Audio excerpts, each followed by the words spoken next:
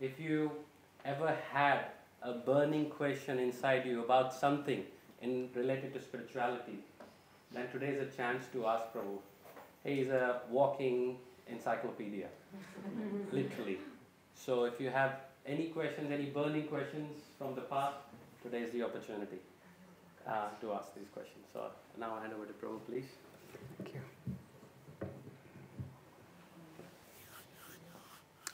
Let's begin with a small invocation. You can try to repeat after me.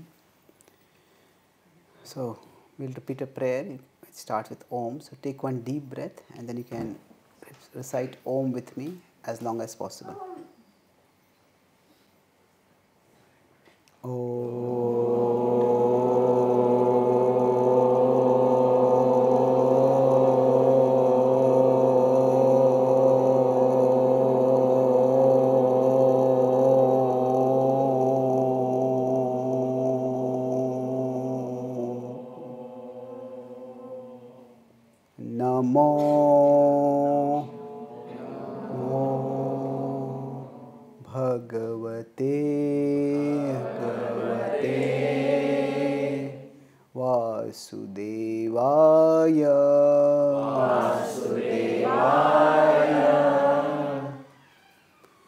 Once more, one deep breath and then Om.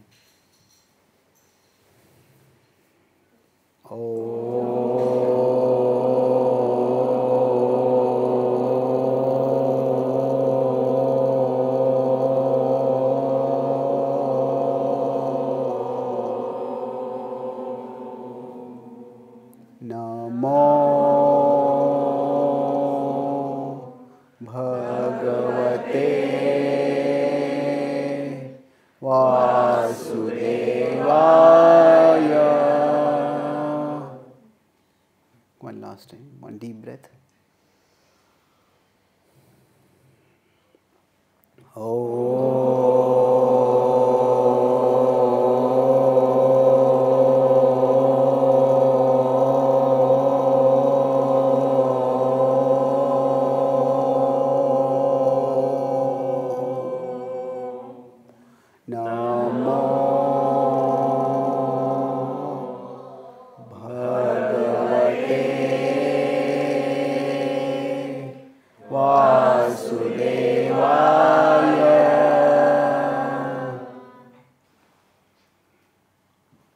Hare Krishna. Hare Krishna.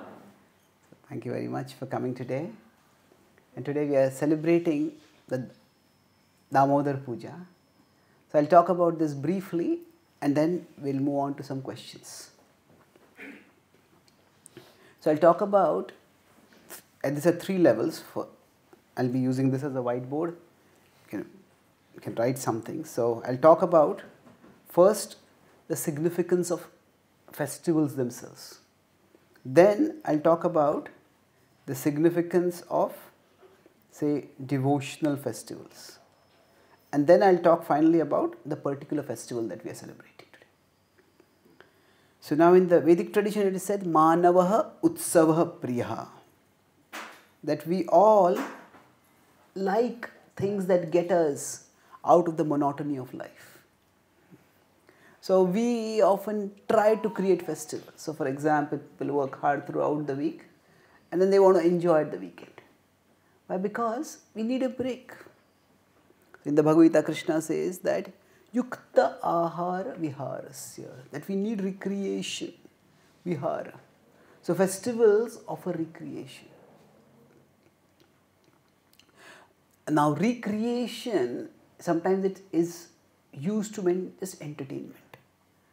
But actually the word is recreation. What it means is that festivals, or what is recreation, is meant to actually recreate us. It is meant to make us rested, rejuvenated and ready for life again. Sometimes we may watch movies and those movies or something like that, and it might be so passionate that it ends up agitating us rather than recreating us. Something which is calming, soothing, uplifting, that kind of recreation is much more fruitful. So festivals give us opportunity to get recreation, ideally speaking, in an uplifting way. Now, devotional festivals, among them, they focus more on not just a break. Okay, I want a break that will help me relax. But devotional festivals, during this break, they help us rise upwards. They raise our vision upward. They help us remember the Lord from whom everything has come. Everything that we do, our abilities that we have, they come from God. Or to speak of our abilities by which we say work and earn money or earn marks or earn appreciation from others, even our very existence comes from God. Every day we eat food and we enjoy eating food. But after that, how does the food get digested and converted into energy? Most of us don't even know about it. In fact, the only time we think about our digestion is when it doesn't work. Isn't it?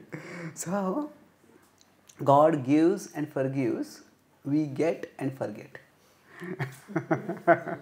We get and forget. So, festivals are opportunities for us to remember that our existence is actually by the grace of a reality beyond ourselves.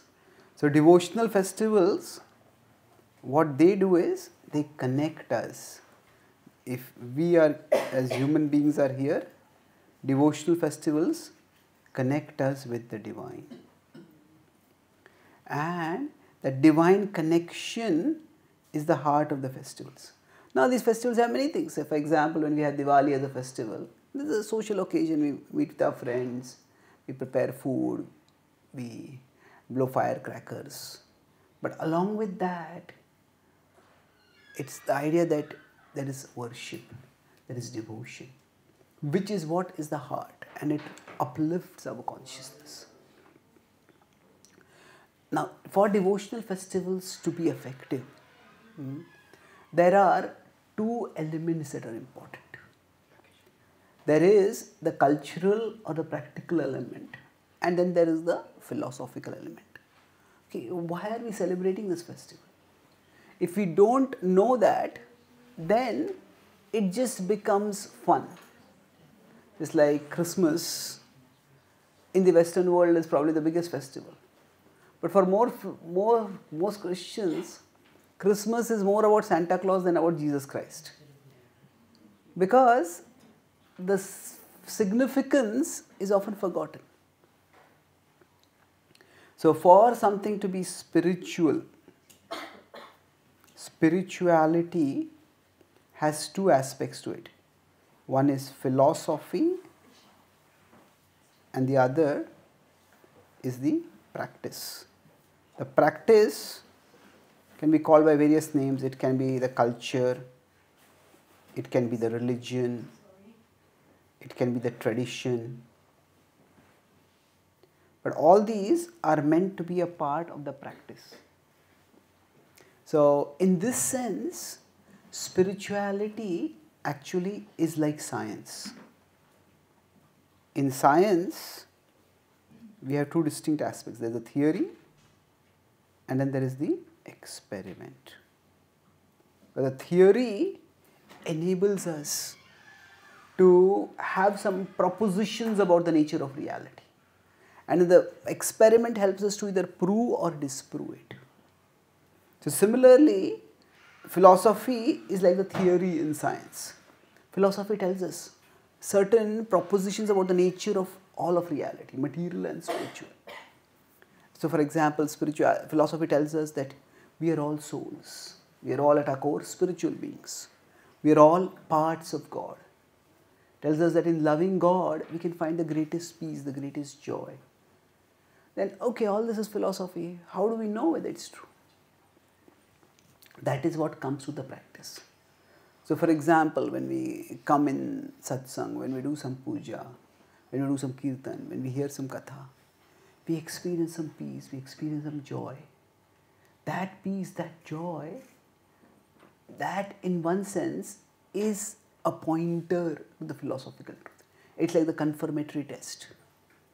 So when religion is practiced, or religion, culture, tradition, these three are different, but in our context, we can put them similar. But when these are practiced without awareness of philosophy, that means when there is, if you have only religion and no philosophy, then it tends to just become ritual. Okay, why am I doing this? Why am I doing this? Because, that's what our family has always done. Now, okay, that's a reason, but that's not a very persuasive reason. And sometimes we just do something mechanically, and after some time we just stop doing it. So when there is religion without philosophy, it just becomes ritualistic. On the other hand, there can be only philosophy without religion. And that just becomes speculation. Okay, I have my opinion, you have your opinion. And whose opinion is right? Whoever is more powerful. Well, truth is not determined only by power.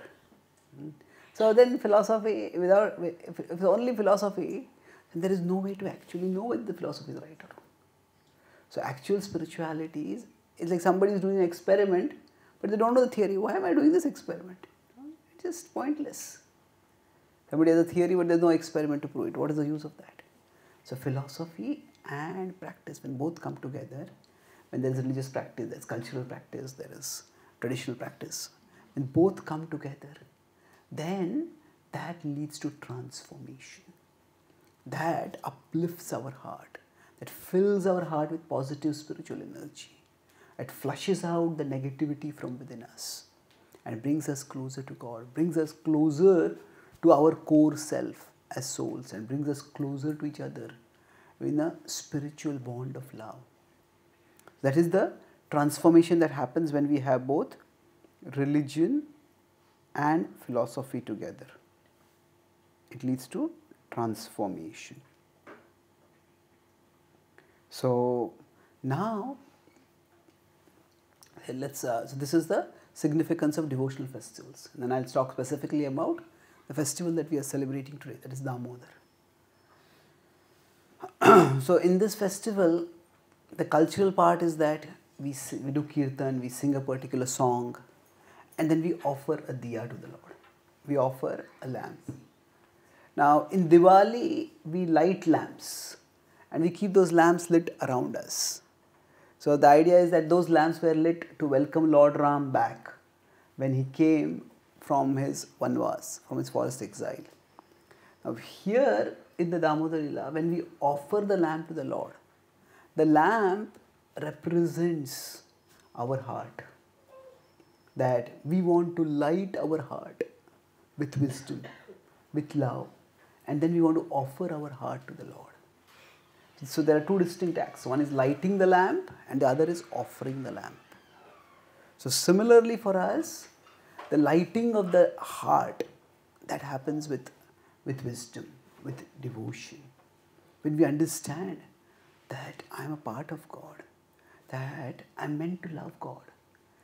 When our heart is lit with that wisdom and devotion, and then the offering of the Lord in front of the Lord, the offering of the lamp to the Lord is an offering of our heart. And we move the lamp in a circle. The idea is that we are going round and round in circles in this world. But when we offer the Lord the lamp, that going round and round in circles, that ends. We are chasing this pleasure and that pleasure and that pleasure. Just keep going round and round and round. But that going round and round, it ends when we offer to the Lord. So that's the cultural aspect of it. Now the philosophical aspect. In practice, what are we doing? Now just sometimes just singing a kirtan, coming in with like-minded people and just doing this puja, this itself can make us feel good at times. But if you understand the significance behind it, it's even more profound. So we have the Lord who is called Damodar. Damodar is Krishna. He is Krishna, but Krishna who is in the form of a child. And Dam Udar. Dam is the rope, Udar is the belly, the abdomen. So he's the Lord who is tied around his belly. And who has tied him? Mother Yashoda. So now it's interesting, there are two major incidents when there was an attempt to tie Krishna. One was by Yashoda and the other was by Duryodhana. Does anyone know when Duryodhana tried to tie Krishna? Yes? When Krishna came with an offer of peace before. Yes. Now, it's interesting, in both situations, Krishna did something magical. What happened in the time of when Mother Yashoda was trying to tie Krishna? She could not tie. She could not tie. Her fingers small. Yeah, so now in this case, actually Krishna remained the same size. But the rope just kept going smaller. It's just inadequate. Mother Yashoda was saying, what is happening? This rope is long, I should get it, and then she would try to tie, and it was short. And okay, she would tie another rope, and still it would be short. So at one level, Krishna did not do anything magical in terms of changing his appearance. He still remained the small child. But what happened was, the rope just fell short. In the case of Duryodhana, what happened? Krishna just expanded himself. Krishna manifested his Virata Rupa, his universal form. And that was so huge. Now, Arjuna also sees the universal form and he says, Nantam na madhyam na punastavadim. So I can't see the beginning, I can't see the middle, I can't see the end. How do you tie it up? Something has to have some structure. Otherwise, how do you tie it up?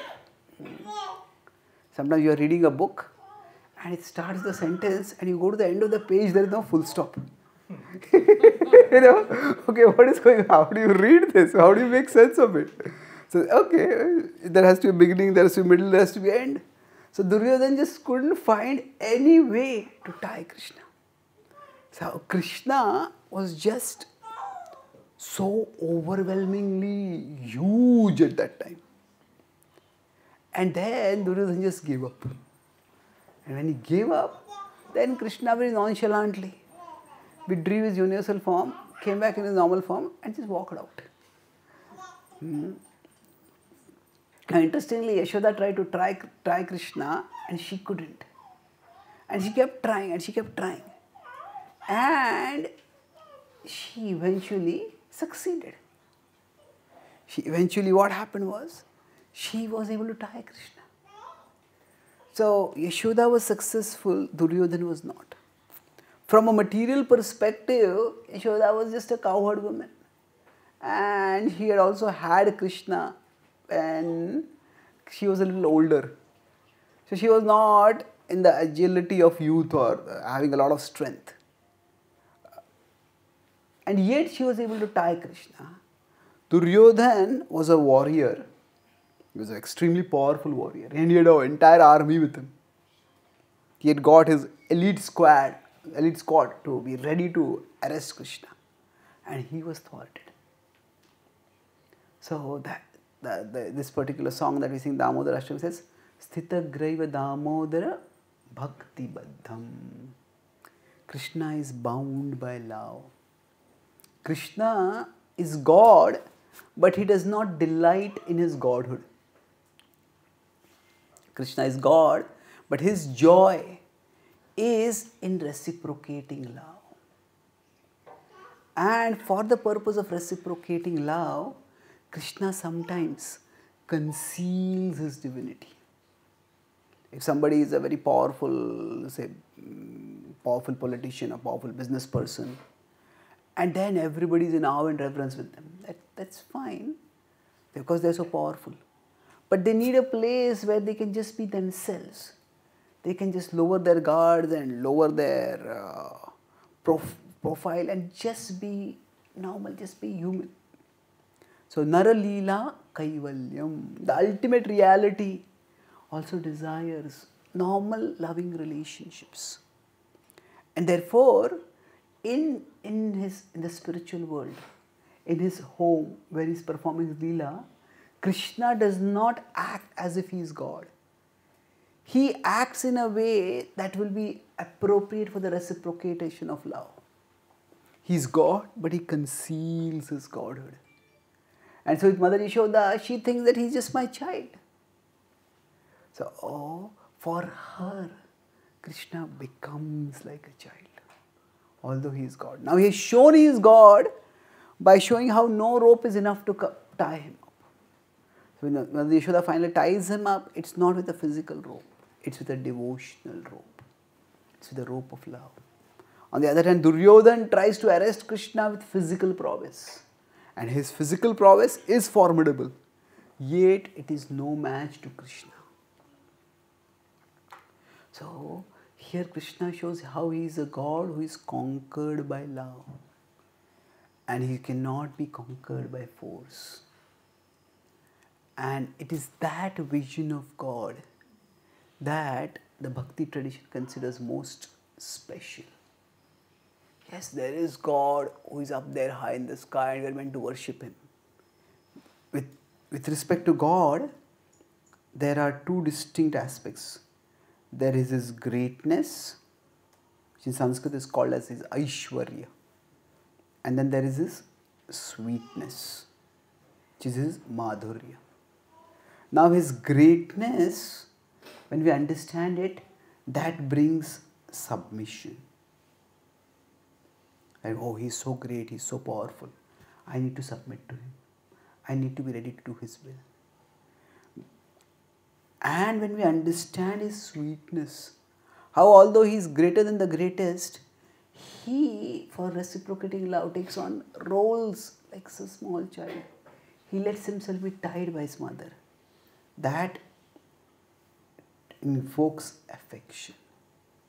Just like somebody might be a powerful person, but when they act like a normal human being, there is just this gentle, small acts of gentleness, kindness, vulnerability. They attract, they bring the heart-to-heart connection. And when there is submission plus affection, then there is deep devotion. So it is that which we seek. It is this, that God is the greatest reality, but God seeks the reality of love. So in that sense, love is the highest reality. Love between the Lord and the devotee. Love between the soul and the Supreme Soul. It is the highest reality.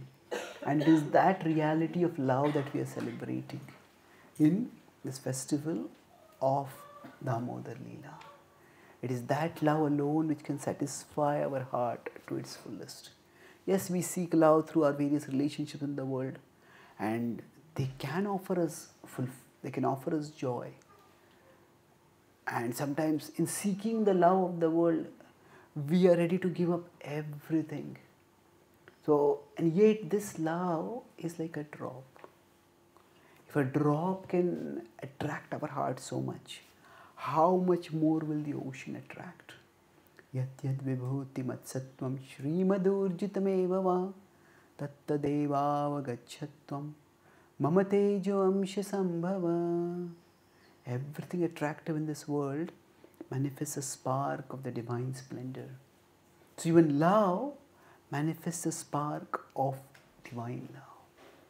It is that love which our heart is longing for and which the Lord is inviting us to through the pastimes like the Damodar Leela. Festivals like the Damodar festival is a reminder and a call for that love. So I'll summarize. I spoke about the significance of what we are doing today at 3 levels. We love festivals because they provide us a break from the monotony and the burden of daily life. festivals are best if they are uplifting, pacifying, rejuvenating. They help us in recreation. And devotional festivals help us to do that because they remind us that there is a reality far bigger than us. That reality is sustaining us. And these devotional festivals offer us that reminder and reorientation through a combination of philosophy and practice. The practice is religion, culture, tradition, where we do certain activities. And if you understand the significance of those activities, then we can do them with much greater effect. The effect is that our heart gets uplifted. Spiritual recreation happens through devotional festivals. And then I talked about this Damodar festival, which we are discussing. Here, the practice is that we light a lamp, move the lamp around and offer to the Lord. So that signifies our heart. We want to light it with wisdom and with devotion and offer it. The circular act represents that we often go round and round in circles before we ultimately offer ourselves to the Lord. And this particular pastime demonstrates how the Lord is conquered only by love. Mother Yashoda, she tied him up, and after a struggle, of course, but Krishna submitted to her. As Duryodhana with all his prowess couldn't arrest Krishna, because Krishna is not conquered by force, he is conquered only by love. And when we understand God's greatness, which brings submission, and God's sweetness, which brings affection, then our devotion becomes very strong. It is that devotion that can ultimately satisfy our heart's deepest longing for love. Thank you very much. Hare Krishna.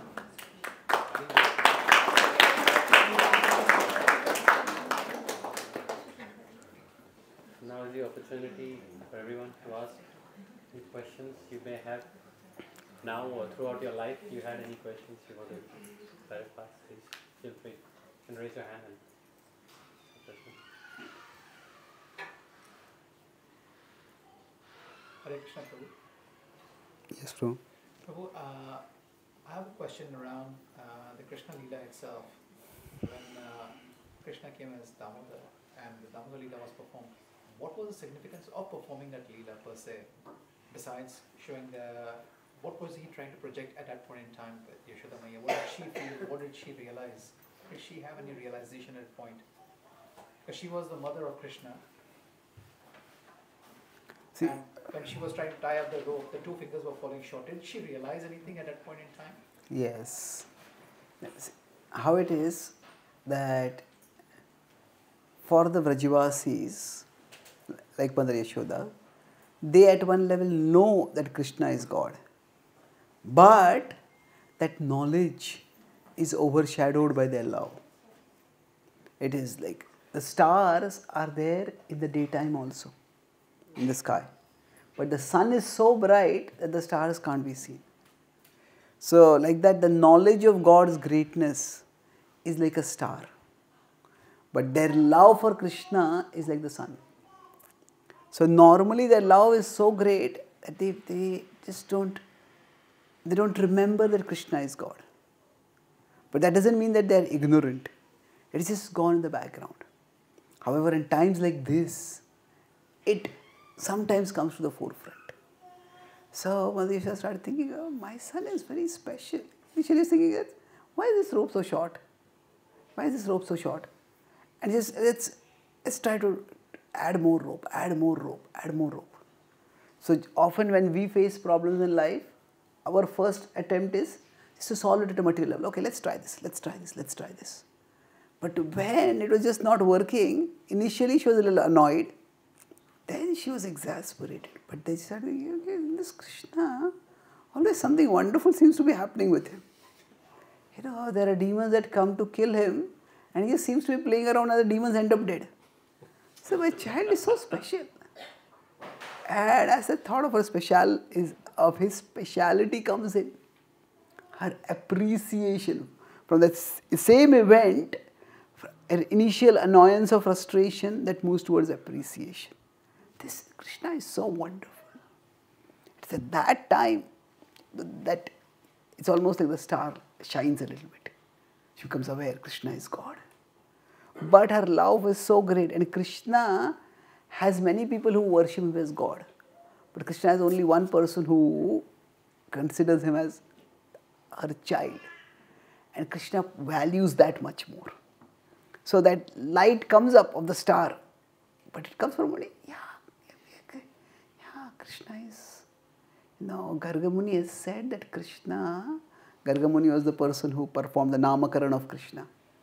So he said in a little coded message, he says, Krishna is just like Narayana. Okay, he's like Narayana, he's God. The thought comes in, but then she's thinking, if he doesn't get food in time, he starts crying. What kind of God will cry?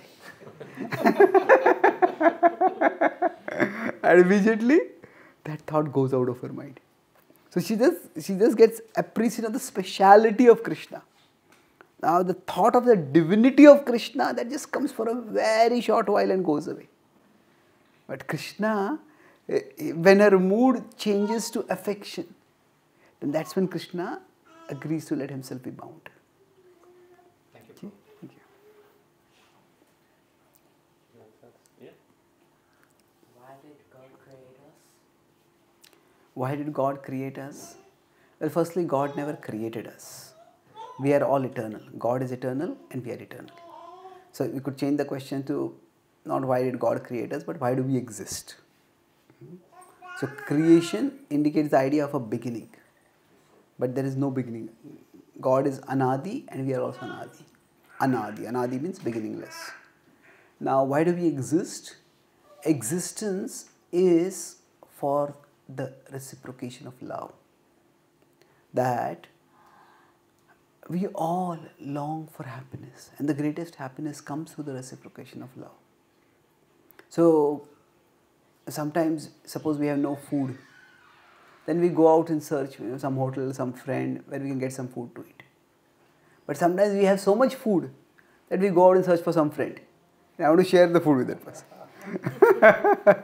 So God is full with love like that. And He wants to share that fullness of love with others. And that's the purpose of existence. It's for God to share the fullness of His love and for us to delight in that fullness, in that reciprocation of love. Okay. Thank you. Yes, please. Yeah, in this equation, so-called equation, that God has great ways and sweet ways. Yes. So we submit to God because knowing that, okay, He's great, He's omnipotent, He's omniscient, everything. So there's a huge power imbalance. We know that we are minuscule, we are nothing, and the one we are submitting to, He is omnipotent. So how will that create affection for us to love God? We are submitting. So it's, you know what I mean? It's, I don't know what the word Okay, slave, so the not. it's like we are slave. We are submitting to the God. How can we love the God when we submit? Okay, so that's why it's a very good question. It's not that I said the greatness leads to affection. Yeah. Knowledge of greatness leads to submission. It is knowledge of sweetness that leads to affection. The two are different things. Aishwarya and Madhurya. Both are two distinct attributes of God. Now, just like a small child, there has to be some level of recognition of the authority of the parents. Otherwise, the child will not learn, the child will not grow. Now, if you see, there is always a power imbalance between a parent and a child. Now the Western culture is more egalitarian, and now if there is no power imbalance between parent and child, then there is a power imbalance in society after that. Because the children grow up without boundaries, children grow up without learning. So not all power imbalance is bad. Generally the idea of power imbalance is considered to be unhealthy. But the idea is, for what purpose is that power imbalance? When there is a person who is sick, there's a competent doctor, there's a power imbalance, isn't it? But if the doctor is competent, the doctor is committed, then that power imbalance is good for the patient. So nowadays this idea is very strong that all problems are created by power imbalance and hierarchy. Well, possibly many problems are, but not all. That's what when we study anything, we read the power imbalance always in everything. Yes, that is true. Yeah. But it is not necessarily like that, because hierarchy is just a function of reality. Now, a gift in one can be a gift for everyone. Say, if one cricketer has an outstanding batting ability, now everybody doesn't have that, but if that cricketer plays well, that's a gift for everyone to watch. If one musician has some extraordinary ability, that the music that they create is something which everyone else enjoys. So, whenever somebody is specially talented, there is a power imbalance. But now, if that person who has great talent just becomes a big egoistic person, and then we have spoiled celebrities, then that is not very pleasant. But if somebody is a big celebrity, extraordinarily talented, and then they also, we get a glimpse into their personal lives where they are kind and affectionate and humble, that is so endearing. So similarly with respect to God, there is a power imbalance, no doubt. But God is Suhridam Sarvabhutanam. He is the well-wisher of everyone. He is not just the well-wisher. See, we all have unhealthy desires within us. We have anger, we have greed, we have jealousy. Now, all these, they keep us from being happy. You know, the jealous are very good at counting blessings of others.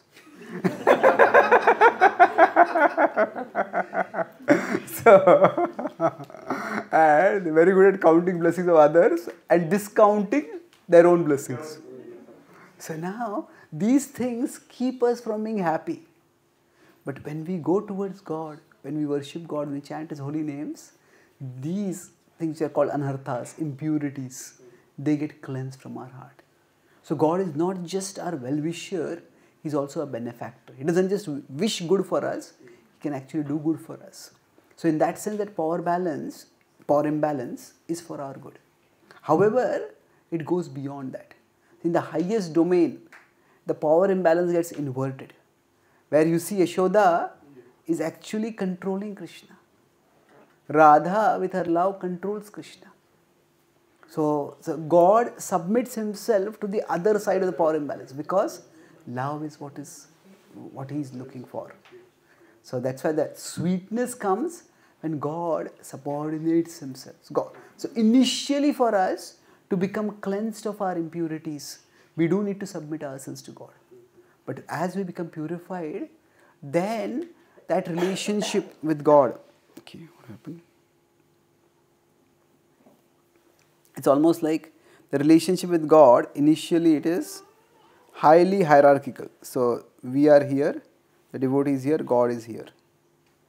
But as we move closer and closer to God, as we become purified, while in principle we always remain subordinate to God, but that relationship becomes more and more not hierarchical, or rather more and more horizontal. And in fact, at a more advanced level, when there is purity, the relationship can also in fact become the other way around.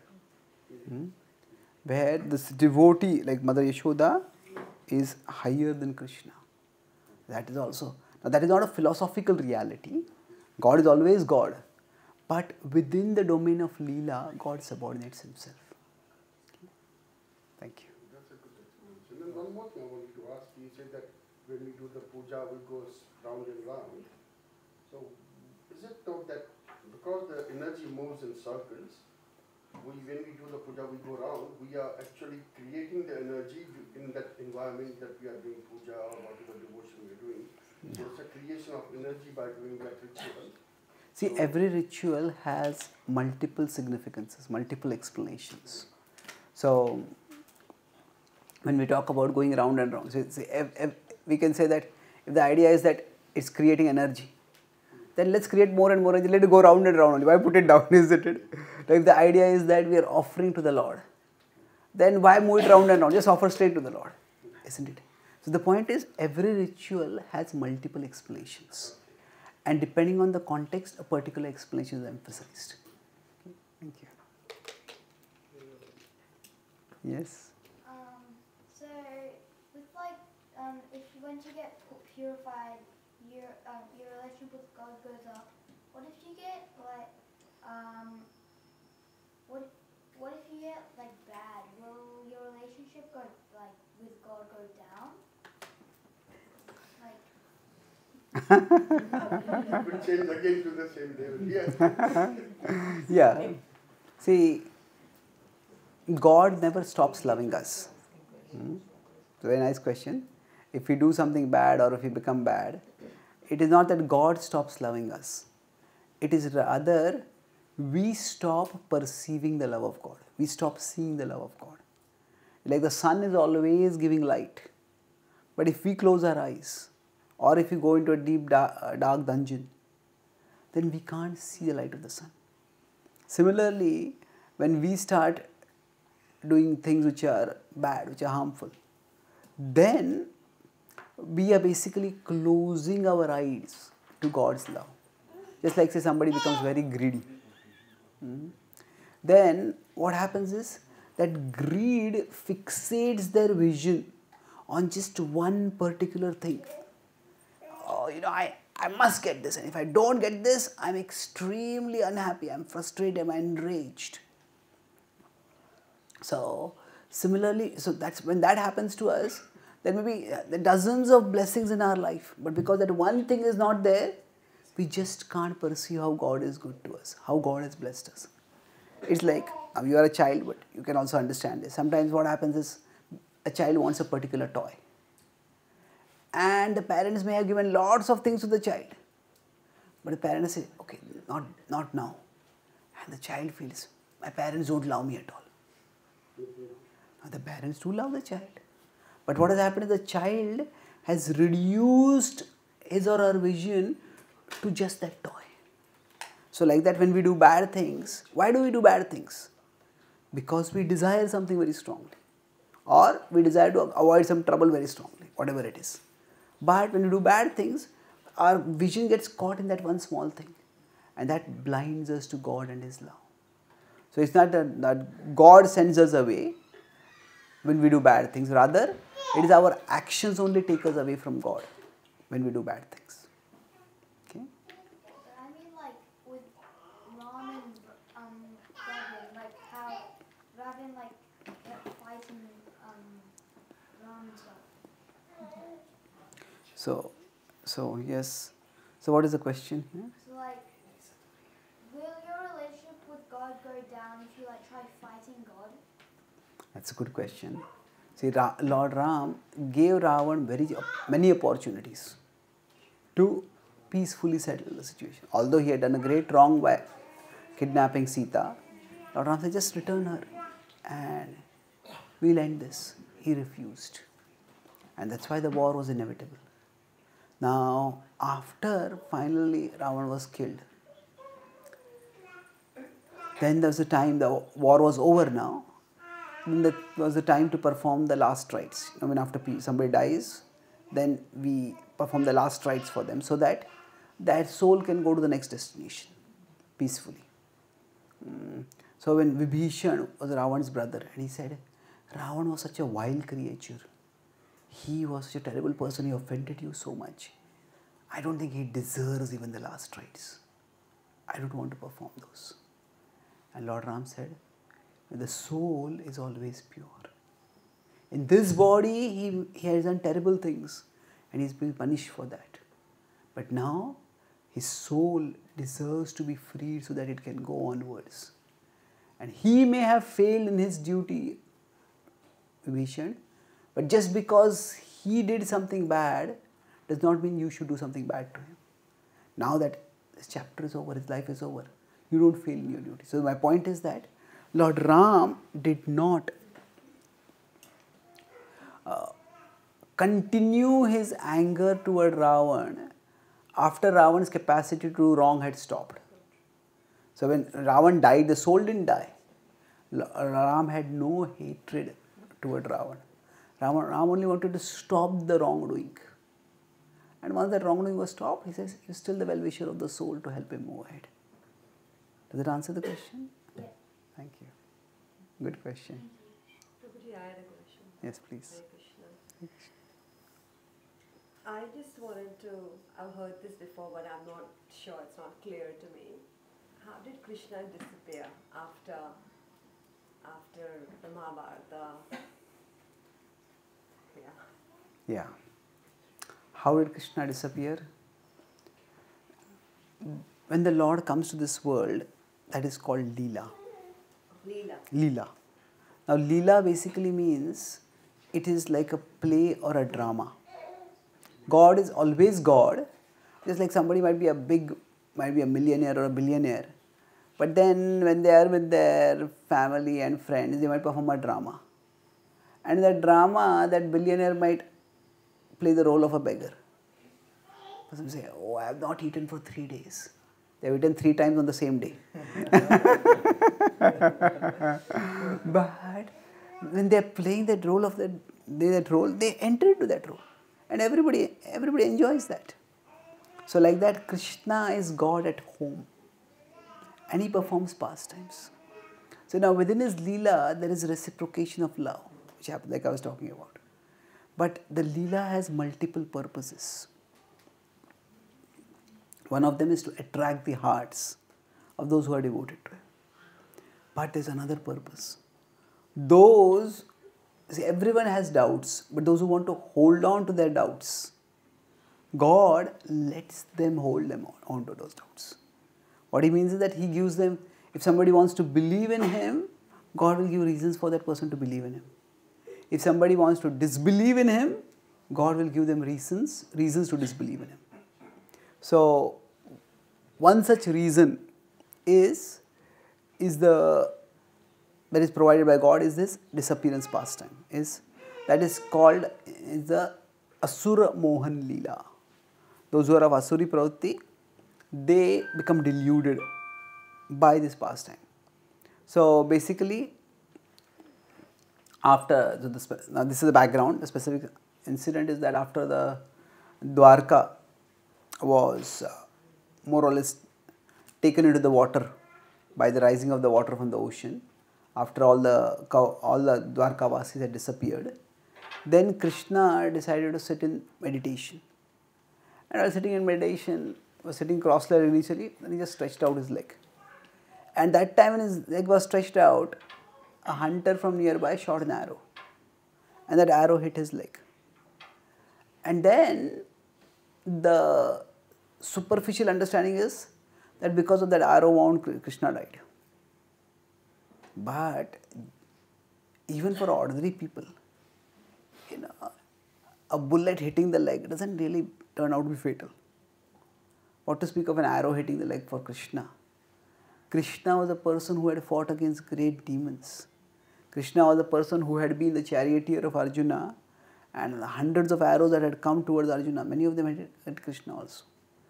So, the Bhagavatam, which tells this pastime, also says that this Krishna had gone to the abode of death, Yamaloka, and brought back his guru, Sandipani Muni's sons from there. So how could a mere arrow, and that too hitting a non-vital organ, end his life? So Krishna just did that as a pretext. So Krishna had done extraordinary activities throughout his life which established his divinity. But somebody can choose to overlook all those activities and just look at the end. Oh, he died because of arrow wound. And therefore he is not God. Well, if that's what somebody wants to believe, that's what they can believe. So the disappearance pastime is technically Asura Mohan Leela. And because that is done with that mood, generally devotees don't talk about that pastime much. Okay? Thank you. Hare Krishna. Yeah. We all face challenging times, difficult health issues all through. And then it happens that someone like a family member, friend or even a stranger just comes and help us through. Is this person indirectly Krishna? Like, Okay, so when we are in distress and somebody helps us, is that Krishna? Well, it's not Krishna directly, but it's Krishna indirectly. It's Svai Dorbhair Asya Dharmam. The Bhagavatam says that Krishna sometimes acts directly and sometimes acts indirectly. So, anything good that is done for us by anyone, that is ultimately done by God through that person. When a mother has a newborn child, the mother feeds the child with her own breast milk. That's one of the most intimate acts of affection. And at the same time, it is not that the mother does anything special to produce that milk in her breast at that time. The same God who sent a child to the world through her womb also sends milk in her breast. So now, is it the mother's affection or is it God's affection? It is both. So, in general, when we are looking at this vision of love or vision of kindness, of goodness, one extreme is to only see the instrument. Now, this person did good to me. And that's good, we need to see that. But if we see only that person may be there today for us and tomorrow not there. That person may do great good to us today and somehow that person may turn against us tomorrow. So if we see only that person, then it will be unsteady. On the other hand, if we see only God as the source, but if we see only God and we don't see the instrument, then we will become uncaring. We will become impersonal. Because yes, it was God who helped us, but God helped us through a particular person. So the holistic vision is to see both God and the instrument and to reciprocate with both.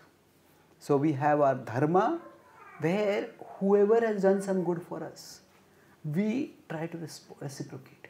Sometimes some person does good to us, we can do something good for them, or they might just come in our life and go, they may say, pass it on, do good to somebody else. So reciprocating with the person who has done good for us, that is dharma. And reciprocating with the source of it all, that is bhakti. So dharma and bhakti, in that sense, both, they are the complete vision of reciprocation. Thank you. Hare Krishna. Your answer to this question was, regardless of so many superhuman activities that Krishna performed, there's some atheistic people or some less faith people, why they just pick the last pastime that the hunter, sent to the arrow and Krishna, forgetting all, without knowing all these superhuman activities that Krishna performed, just why they pick only this. What's the answer I can give to them? That's one person just asked this question recently. So what's the answer we can give to that? Because they have no knowledge of those superhuman activities. Just only. See, it's a basic principle of understanding that we have to look at the full picture. Sometimes a person may have given a speech and we take one statement, that's fair enough. But if you are taking one statement out of context, then that statement may be completely misrepresentative of what the person actually said. So, similarly, we all know the story of that Ardha Kukut Nyaya, half hen logic. A person had a hen and that hen was used to give golden eggs. He was very happy with the back part because he was getting golden eggs from it. But he didn't like the front part because he had to feed. That was costing him money. So he decided, I'll only keep the back part and cut off the front part. Well, he stopped getting eggs after that. So similarly for us, when we just take one part of the story, then we lose the whole sense of meaning that is there. So now, if somebody asks us this question, you just look at the whole story and then look at how those who are part of the tradition, how do they understand the story? Isn't it? The story has some significance. are we going to say that the millions of people for whom these stories have, the Krishna character has been an object of veneration, were all of them fools? Were all of them stupid? Well, you could say that, but it requires a lot of arrogance to say that. Because if you consider it from that perspective, say we may say, oh, today we are rational, those people were foolish. Well, maybe, maybe not. If you consider, even from this perspective that we are progress today, the idea is that in the past, life was much tougher. Now with technology and all this, life is easier. Let's accept that worldview for the time being. But if life was much tougher in the past, then anything that was unnecessary, anything that was valueless, that would be discarded. And yet the Krishna story has survived for thousands and thousands of years. Now if this story had no value, if Krishna was just a great character who died in a tragedy, well, what is the significance of that story? Well, if that story had no significance, that story would not have survived.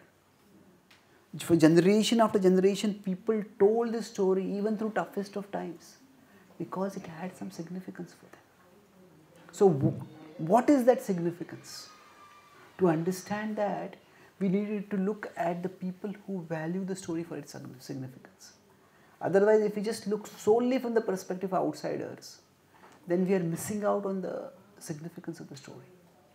So if we look at it from an insider perspective, then that God has a plan. God reciprocates with everyone.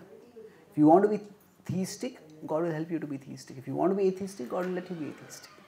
It is like the same principle in nature. If we look at how we get our water supply, you may say, a small child who doesn't know anything, where do you get water? From the tap. Well, yes, but the water doesn't come magically into the tap. We understand it comes from the rains. Rains come from the clouds come from the ocean. Now, if you consider how clouds are formed and how clouds transport water, it's extraordinary. A cloud is like a massive, mobile, airborne water tank that is made of aircraft-proof technology. Even the Twin Tower designers couldn't have aircraft-proof technology. And now, the clouds that provide water to all life forms on the land, they are actually miracles. They point to a higher intelligence, to God. So, now, this is a self-evident reality at one level. But somebody may say that, oh, okay, God arranged rains so that people on the earth could get water. And somebody asks, then why does it rain on the oceans? Well, it rains on the oceans so that atheists can ask that question and stay atheistic. It's like you have a room, you have a big house with 500 rooms. And 499 rooms are extremely tidy. And one room is utterly untidy. Somebody can look at that one room that is untidy and say, no, there is no caretaker for this room. Or you can look at the 499 rooms that are tidy and then ask, okay, if this room is untidy, maybe there's some reason for that. Maybe there's something else going on, isn't it? So if you look at life, there is so much that is orderly. Normally, things work in an orderly way. All of science functions on the presumption of the orderliness of nature.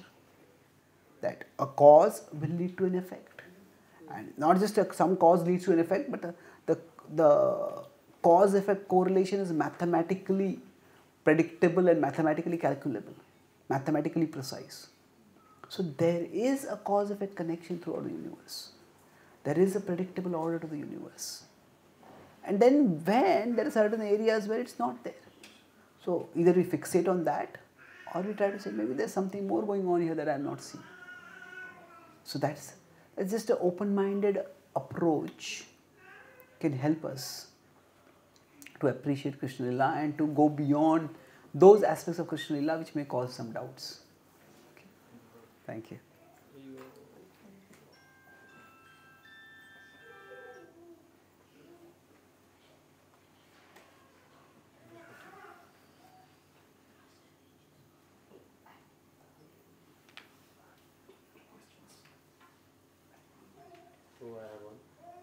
Sure.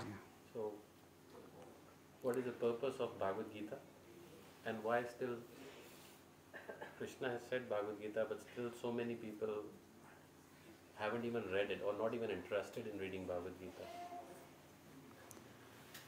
The purpose of the Bhagavad Gita is to guide us through difficult decisions.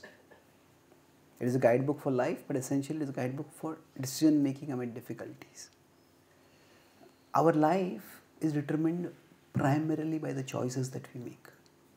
At one level, every moment is important in life, but there are certain moments that bring us to big crossroads. So, on what basis do we make those decisions? The Gita gives us a world view in which the focus of the Gita is to try to understand what really matters in life. Somebody say for the sake of their job, if they get a job, they just go away from their family. Okay, maybe the money is important at that particular time. But somebody for the sake of the job betrays their family. Well, okay, money is important, but is money that important that you want to betray your family for that? Now, maybe something is off. Your value system has gone off over here. So basically, we all have our own ideas of what matters in life. But what we think matters is not necessarily what actually matters. So the Gita goes through a set of philosophical reasoning by which it helps us understand what really matters in life. And when we have that foundational understanding of what really matters, then we can make decisions based on that foundation. The Gita says we are spiritual beings and there is a supreme spiritual being. Each one of us is a part of the divine, part of Krishna. And each one of us, as a part of Krishna, has a part in Krishna's plan. So with that foundational understanding, then we face life. We can make decisions wisely. So the purpose of the Bhagavad Gita was to guide Arjuna through a difficult decision, whether to fight or not to fight. And similarly, it can guide us in effective decision making based on an understanding of what really matters. Now, why is the Bhagavad Gita not widely known? Not even known, but say in India, a lot of Indians, even they themselves don't read. Well, two reasons for it. One is that I talk about philosophy and culture. So in India, over the centuries, what happened was the culture was so deep rooted that it stayed on, but the philosophical tradition got eroded for various reasons. I could say those who were the priestly class, they themselves became corrupted by power. They became ritualistic themselves. But another reason was that as India was subjected to much foreign invasion for almost a millennia, so the system of patronage that maintained the philosophical class, the educators, that was destroyed. So basically, without going to specifics, the philosophical aspect was lost.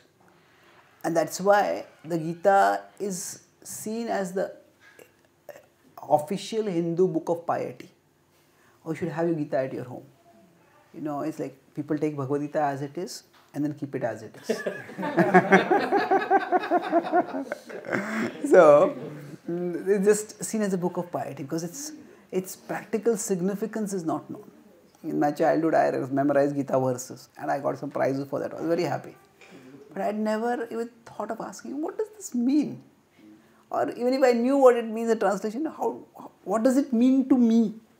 How does it matter to me? That question never came. Because it's just not seen from that perspective. So of course, we don't want to outsource responsibility to society and blame society and blame culture. It's also individuals.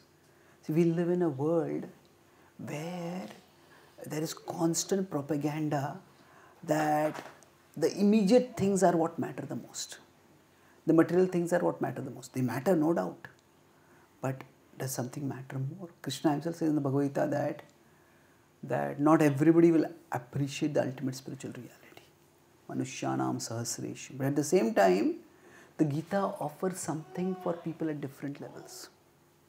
So we could say that as individuals, not many people are taking the initiative, but even if a few people do take the initiative, it makes a lot of difference. Srila Prabhupada was just one individual at the age of 70, he went to America and then he wrote the Bhagavad-Gita as it is, and he inspired millions of people all over the world to read the Bhagavad-Gita.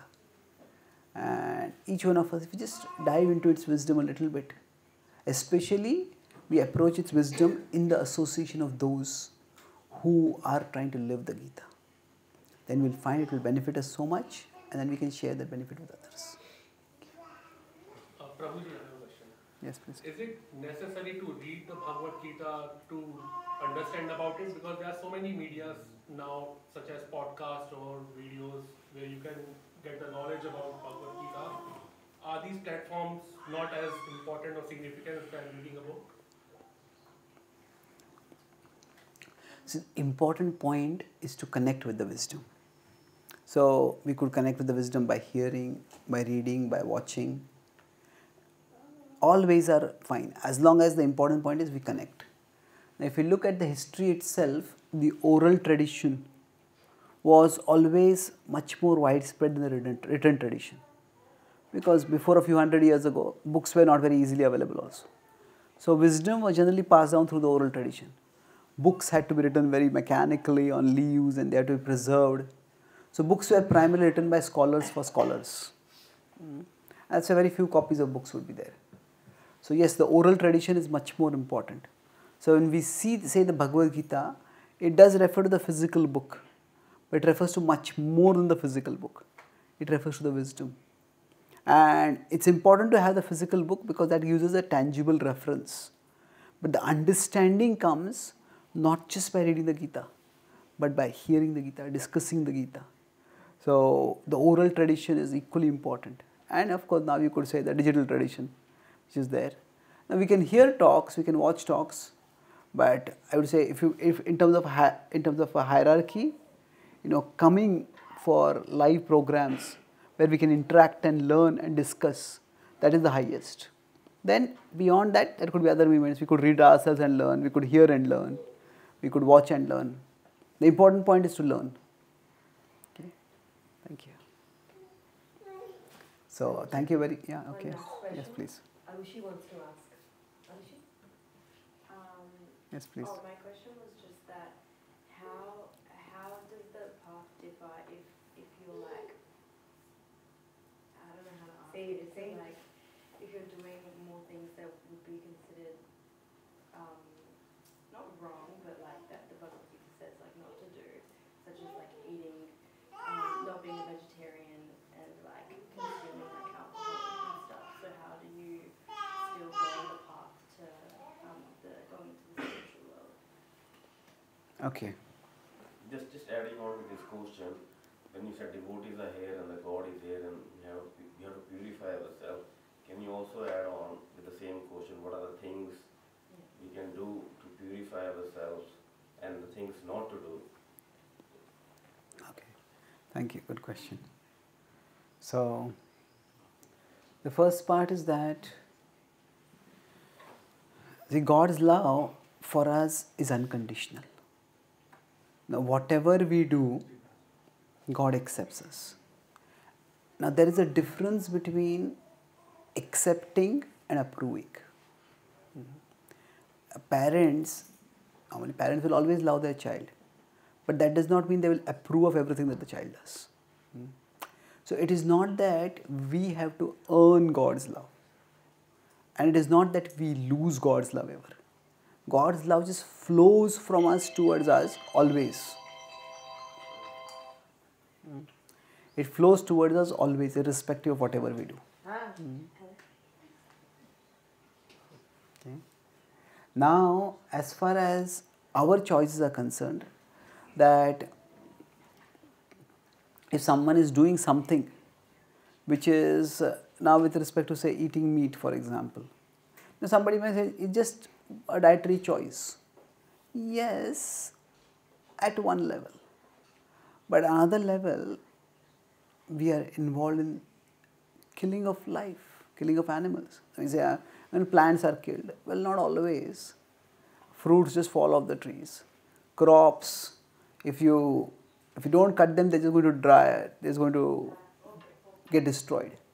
The harvesting season at the end of their lives generally, near the end of their lives.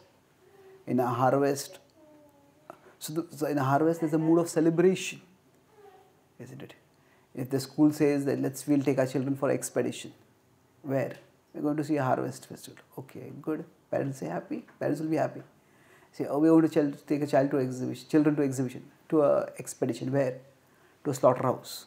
No, we don't want our children to go there. There's a clear difference between, say, cutting some crops and cutting the throat of animals. So my point is that there is other life form that is being killed, and if we truly want to be God conscious, then how can we not see that God has a connection with all life forms? So that's why vegetarian food is preferred, non-vegetarian food is to be avoided. But the point is that in bhakti, there are affirmative activities and there are regulative activities.